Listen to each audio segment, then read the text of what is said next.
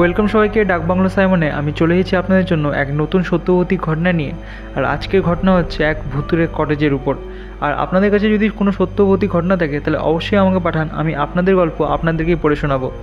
আর আমাকে ঘটনা পাঠাতে হলে নিচে শুধু ডিসক্রিপশানে দেখুন যে আমার ফেসবুক পেজের লিঙ্ক এবং ফেসবুক লিঙ্কও দেওয়া আছে, সেখানে গিয়ে আপনি ঘটনা পাঠাতে পারেন। অথবা শুধু ইউটিউবে কমেন্টে লিখুন যে আমি ঘটনা পাঠাতে চাই, তাহলে আমি আপনার পার্সোনাল হোয়াটসঅ্যাপ নাম্বার আপনাকে দেবো, সেখানে আপনি ঘটনা পাঠাতে পারেন। তাহলে চলো বেশি না কথা বলে আজকে ঘটনা শুরু করা যাক।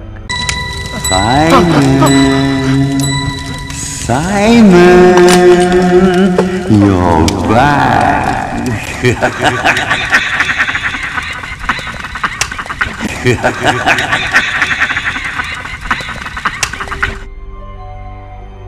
রাতের আধারে ট্রেনগুলো যখন ছুটে চলে তখন পাহাড়ের নিচে অবস্থিত এই রেলওয়ে কটেজটি অদ্ভুত এক নীরবতায় ঢাকা পড়ে। আশেপাশের লোকেরা এই কটেজের সম্পর্কে বলে ওখানে গেলে কেউ আর ফিরে আসে না। তবু রহস্য উন্মোচনের নেশায় দীপক একজন ইউটিউবার এবং প্যারানর্মাল অ্যাক্টিভিটিতে বিশ্বাস করে। তার দল নিয়ে রওনা দেয়। দীপকের সঙ্গে ছিল তার ক্যামেরাম্যান বিকাশ, বন্ধু তন্ময় এবং সহকারী পূজা। কটেজটি বাইরে থেকে দেখতে বেশ সাধারণ, তবে ভেতরে ঢুকে তারা বুঝতে পারে জায়গাটি অস্বাভাবিক। দেওয়াল জুড়ে ছেঁড়া কাগজের টুকরো সাঁটা, কিছু পুড়ে যাওয়া আসবাব এবং একটি ভাঙা দোলনা। সন্ধ্যা থেকেই তারা অদ্ভুত আওয়াজ শুনতে পায়। দূর থেকে কারো কান্না, কখনো পায়ের শব্দ, আবার কখনো দরজা নিজে থেকেই বন্ধ হয়ে যায়। রাত 12টা নাগাদ দলটি যখন ঘরের ভেতরে সাউন্ড রেকর্ডিং করছিল তখন হঠাৎ একটি ঠান্ডা বাতাস তাদের চারপাশে ঘুরতে শুরু করে।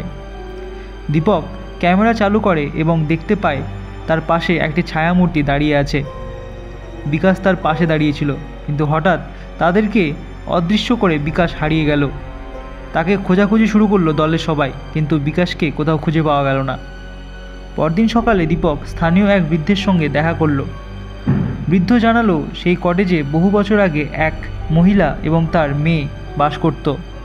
রেল লাইনে দুর্ঘটনায় তারা দুইজনেই মারা যায়, কিন্তু শেষ রাত তারা এই কটেজে কাটিয়েছিল। এরপর থেকে প্রতি পূর্ণিমা রাতে তারা কটেজে ফিরে আসে এবং যাকে পায় তাকে নিয়ে যায়। বৃদ্ধের কথায় ভয় পেয়ে দীপকের দল সিদ্ধান্ত নেয় তারা কটেজ থেকে বেরিয়ে যাবে, কিন্তু সন্ধ্যা নামতেই তারা অনুভব করে পুরো কটেজে তারা আটকা পড়ে গেছে। দরজা আর জানলাগুলো আপনা আপনি বন্ধ হয়ে গেছে। রাত 2টা। কটেজের ভেতরে চারদিকে অদ্ভুত আওয়াজ এবং তীব্র ঠান্ডা। হঠাৎ পূজা দেখতে পায় মেঝের নিচ থেকে কারো হাত উঠে আসছে। তন্ময় ভয়ে চিৎকার করে দরজা ভাঙার চেষ্টা করে। ঠিক তখনই কটেজের দোলনাটি নিজে থেকেই দুলে ওঠে। দীপক তার ক্যামেরায় একটি মেয়ের ছায়া দেখতে পায়, যার মুখ থেকে রক্ত ঝরছে। সেই ছায়াটি তাদের দিকে এগিয়ে আসে এবং বলে, তোমরা আমাদের ঘরে এসেছো, এবার এখানেই থেকে যাও। দলের সবাই ভয়ে অজ্ঞান হয়ে পড়ে। পরদিন সকালে স্থানীয় পুলিশ কটেজে এসে দীপকের ক্যামেরা খুঁজে পায়। তন্ময়, পূজা এবং দীপক নিখোঁজ হয়েছিল, তবে বিকাশের শরীরটি রেললাইনের ধারে পাওয়া যায়, যা ভয়ে জমে গিয়েছিল।